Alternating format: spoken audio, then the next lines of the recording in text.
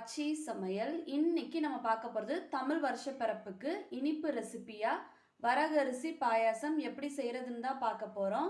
இதுக்கு தேவையான பொருட்கள் 100 கிராம் வரகரிசி, 50 கிராம் ஜவ்வரிசி, பாதி தேங்காவை துருவி எடுத்து வச்சுக்கோங்க, 3 ஏலக்காய், இனிப்புக்கு தேவையான அளவு வெல்லம் அதை தட்டி எடுத்து வச்சுருக்கேன், கொஞ்சம் போல் முந்திரி பருப்பு.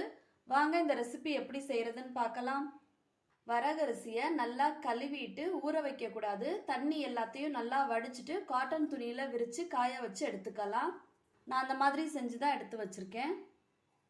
அதுக்கப்புறம் ஜவ்வரிசியை நல்லா வெந்நீர் ஊற்றிட்டு ஒரு 20 நிமிஷம் போல் ஊற வச்சு எடுத்துக்கலாம். தேங்காவையும் ஏலக்காவையும் சேர்த்து திக்காக பால் அரைச்சி எடுத்து வச்சுக்கணும்.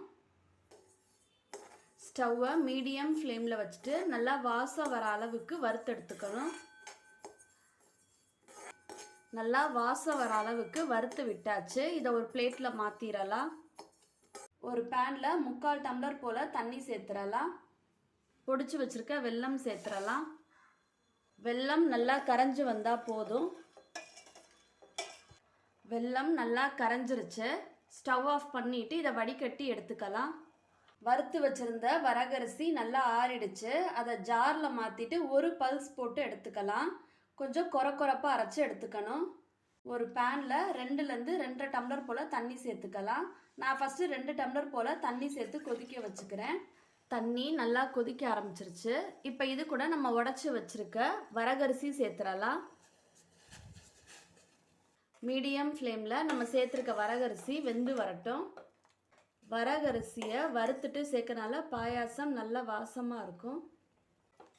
கட்டியே இல்லாமல் கலந்து விட்டுறணும்.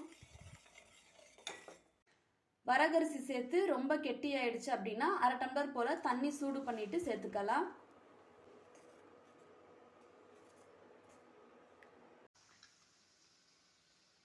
வரகரிசி நல்லா வெந்துருச்சு.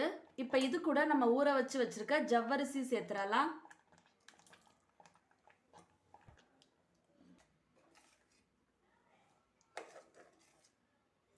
இது கூட நம்ம வடிகட்டி எடுத்து வச்சிருக்க வெள்ளைப்பாகு சேர்த்துடலாம்.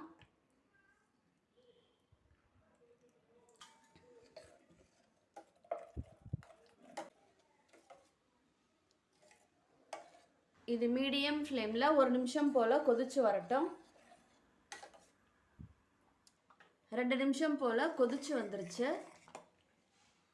இது கூட நம்ம வச்சுருக்க முந்திரி பருப்பை நெய்யில் வறுத்துட்டு சேர்த்துக்கலாம். கலந்து விட்டுட்டு ஸ்டவ் ஆஃப் பண்ணிடலாம். இது ஒரு 5 நிமிஷம் போல் ஆறின பிறகு நம்ம எடுத்து வச்சுருக்க தேங்காய் பால் சேர்த்துடலாம். 5 நிமிஷம் போல் ஆயிடுச்சு. இப்போ தேங்காய் பால் சேர்த்து கலந்து விட்டுறலாம்.